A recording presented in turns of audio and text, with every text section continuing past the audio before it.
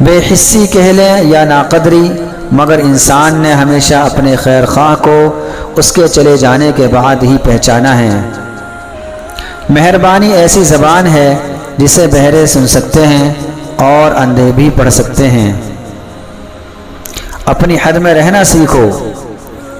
حد میں رہنا اللہ تعالیٰ کی بڑی نعمت ہے۔ حد میں رہنا اللہ تعالیٰ کی بڑی نعمت ہے۔ پانی حد سے بڑھ جائے تو طوفان بن جاتا ہے، اور اگر انسان حد سے بڑھ جائے تو انسان نہیں بلکہ شیطان بن جاتا ہے۔ جھوٹ اس لیے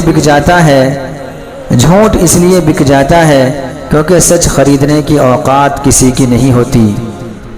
انسان تب سمجھدار نہیں ہوتا جب وہ بڑی بڑی باتیں کرنے لگے، بلکہ وہ سمجھدار اس وقت ہوتا ہے جب وہ چھوٹی چھوٹی باتیں سمجھنے لگے۔ ہجوم کے ساتھ غلط راہ پر چلنے سے بہتر ہے کہ آپ تنہا راہ ہدایت پر چل پڑیں۔ کسی کو دھوکہ دے کر یہ مت سمجھو کہ وہ کتنا بیوقوف تھا، بلکہ یہ سمجھو کہ اسے تم پر کتنا یقین تھا۔